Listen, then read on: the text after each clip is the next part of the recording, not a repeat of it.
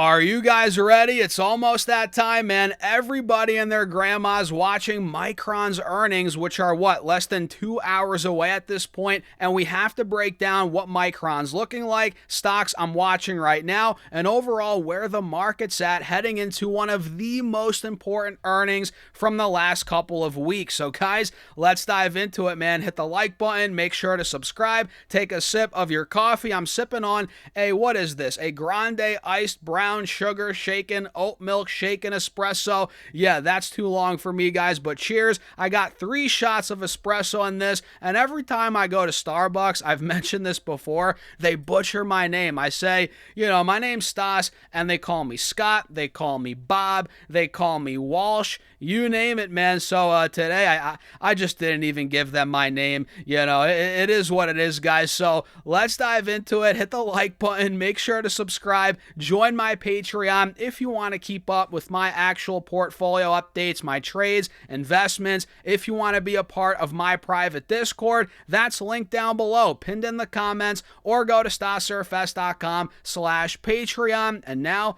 cheers again, guys. Let's dive into it. So right now, we're actually seeing a mixed bag in the market, which is how this entire week has been going, right? Currently, it's about 2:30 p.m. on the East Coast, a little late on the first video today, guys, but we have the Q's down 0.5%. The S&P is actually up 0.1%, not much, pretty much at break even, as the Dow is up 0.6 and the Russell's up over 0.5%. So we have 3 of the indices in the green, and the Qs are lagging back as silver is falling off a cliff, man. Silver's at 57 an ounce, down 8% on the day. Gold's down 3.4, about to go under 4,000 an ounce for the first time in months, pretty much, 7, 8, 9 months at this point. And oil's continuing to drop. Brent is down 4.5%, which is awesome. It's at 73 a barrel. And we have, let's see, where's WTI at? I got rid of it by accident, I think, on my watch list here. WTI, yeah, that's right. I saw this earlier. I think it went under $70 a barrel for the first time in months. Now it's at 70, barely holding above, down about 4%. So oil's down, metals are down, VIX is down, and every index except for the NASDAQ is up.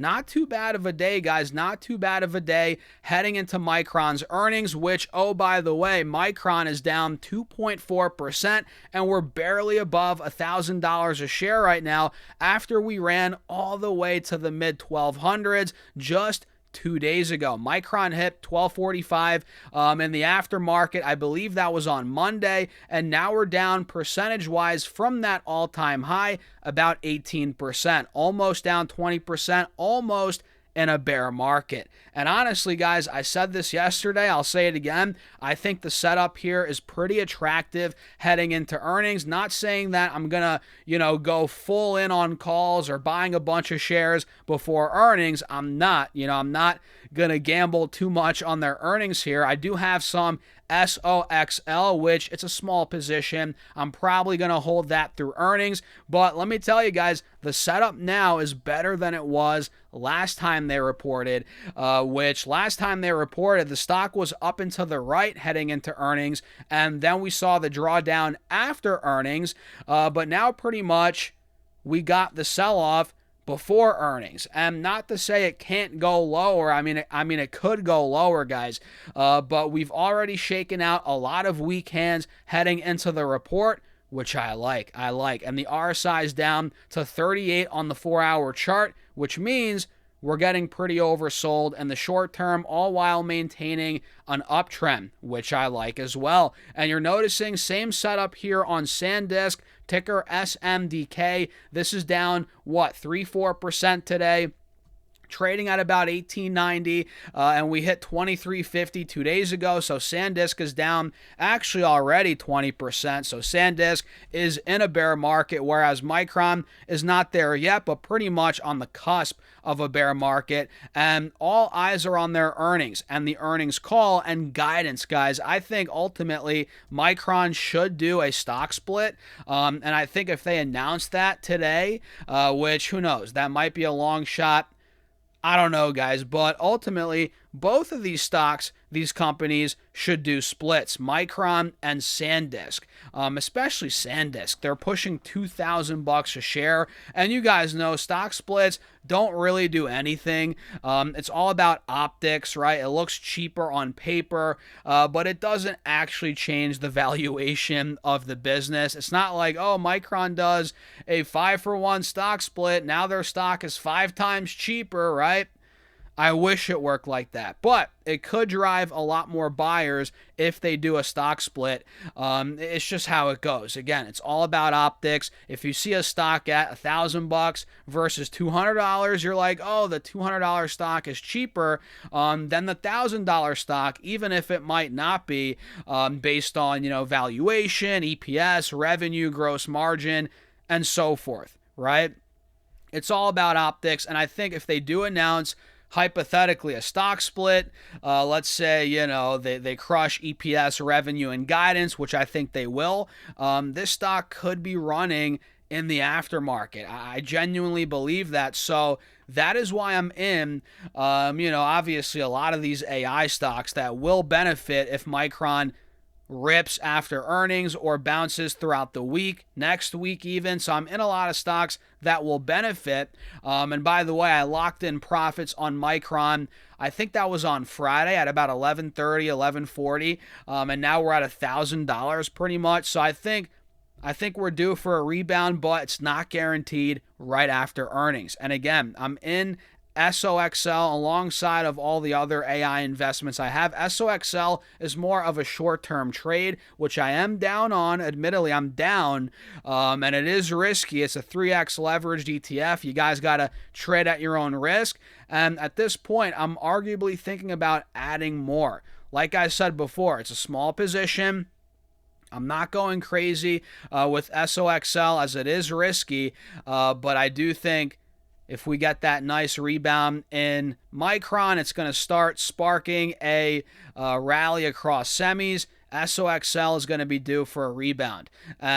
Ideally, I make money on this by the end of the week. If not, I'll take my loss. It is what it is. It's all part of the game, right? So SOXL, I'm watching it, 3X. Daily semiconductor bull ETF. Obviously, we're all watching Micron, SanDisk. We had a couple earnings yesterday that might have slipped through the cracks. I don't know if you guys saw them, but FedEx, we had earnings out of them, and their stock's currently down about 1.5%. Initially, it went down even more, though, when earnings came out. They closed at 320, and at one point, we were at 292 in the pre-market today, and that was a drop of 8% for FedEx, which you guys know FedEx stock has been on fire all year, and that pullback was actually healthy, and it held the trend, which I love to see for the bulls, right? You guys can see if I draw this channel out, give me a second, we held it pretty steadily, and it looks like we're more towards the bottom of the channel, so technically this looks good, technically speaking, And FedEx reported earnings per share. Let me come down here and see if I can find it, guys. Adjusted EPS came in at, where the heck is it? Am I blind? $6.31, which beat the $5.96 expected on sales of $25 billion versus $24.04 billion. So double beat out of FedEx, and it looks like they see full year 26 adjusted EPS of $16.90 to $18.10, which excludes MTM adjustments, spin-off costs, etc., and anything on revenue guidance. Let me see here, guys. Anything on revenue.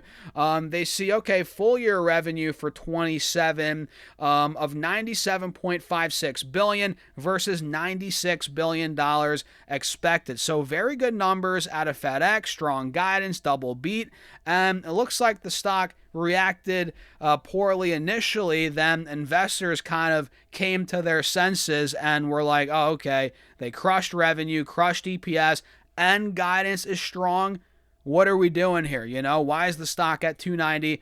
People bought it up. Now it's at 310, and it's battling at these moving averages on the 4-hour chart at about 315, 320, which if that breaks, again, this could be could be trading towards the top of the channel. On this 4-hour chart, we could be going back to 340, 350. So keep your eyes on FedEx. The trend looks good. And watch out for Cerebras, ticker CBRS, which is down a whopping 17% right now. And I'm pretty sure it's trading right at the IPO price. Weren't these shares priced at 185?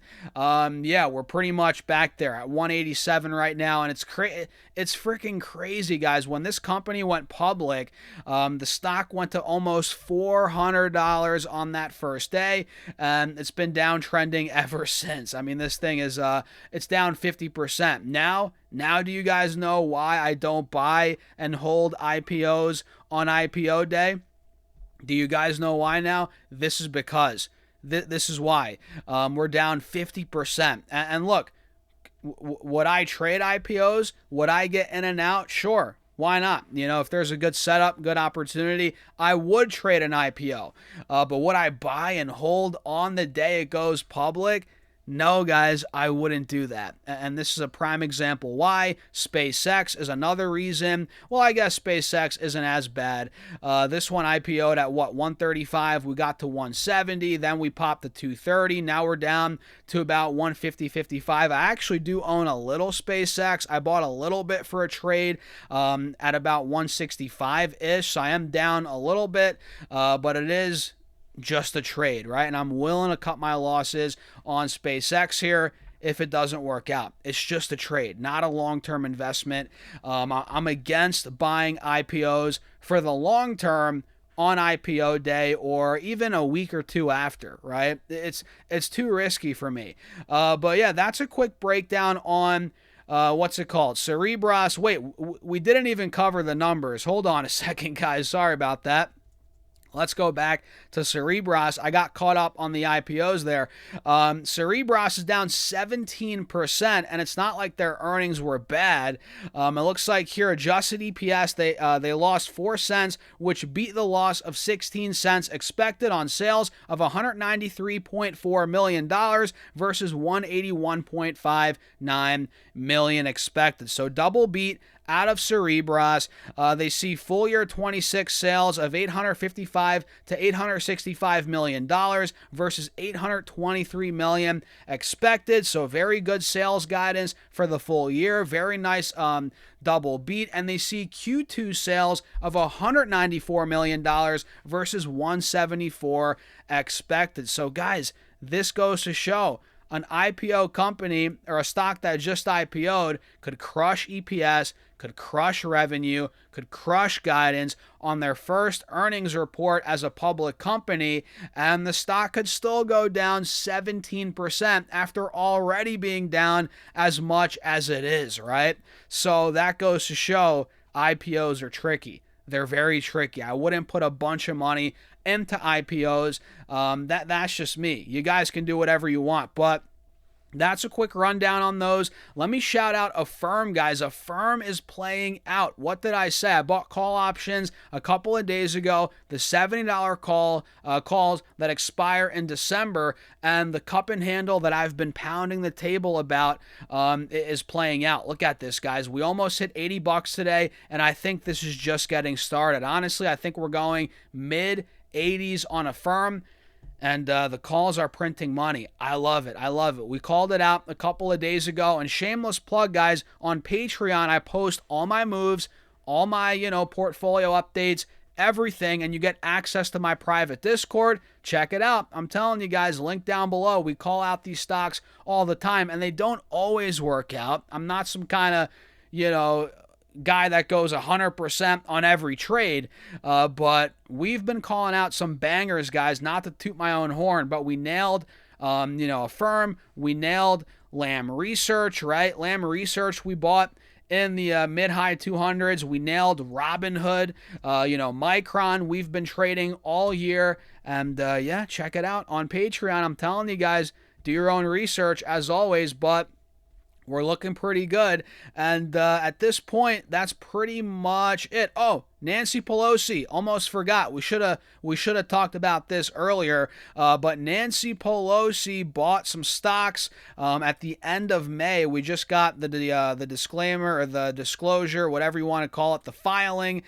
We just got that yesterday, and these trades were made at the end of May. And she just made 2 trades, right? She bought call options on Intel and Uber. She bought $1 to $5 million of calls on Intel. She bought 200 call options with a strike price of $50 and an expiration date of March 19th, 2027. So does she know something we don't know, guys? Maybe. And she also bought Uber call options, same exact trade as the Intel trade, but on Uber here she purchased 200 call options with a strike price of $50 and an expiration date of March 19th, 2027. And look at these stocks today, man. I know Uber's going up, I think, on this news. Of course, right? Uber's going up on the day, and I'm sure she's printing money on those in the money calls that she's in. Yeah, Uber's up 6% and Intel is down about 2%, but you guys know Intel